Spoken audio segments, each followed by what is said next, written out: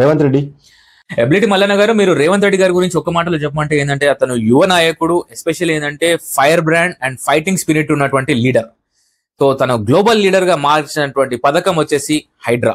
So Hydraa వల్ల success of failure అనే దానిపైన పక్కన పెట్టినట్టయితే ఒక విషయం చెప్పాలనుకుంటుంది ఏంటంటే ఈ వేదిక ద్వారా ఇవాళ మన రాష్ట్రమే కాదు, పక్క రాష్ట్రాలే కాదు, దేశమే కాదు, ప్రపంచం అంతా కూడా ఎవరైనా కానీ కూడా ఇల్లు కొనాలన్నా, ప్లాట్ కొనాలన్నా, విల్లా కొనాలన్నా, లేకపోతే ఫామ్ ల్యాండ్ కొనాలన్నా కానీ కూడా మేము కొనబోయేది ఏ ల్యాండ్ వచ్చేసి FTL జోన్ లో ఉందా, బఫర్ జోన్ లో ఉందా, మునుపెన్నడూ కూడా వీటి గురించి చర్చించని విధంగా ఇవాళ చర్చిస్తున్నారంటే కారణం హైడ్రా అనే పథకాన్ని మన తెలంగాణలో రావడం.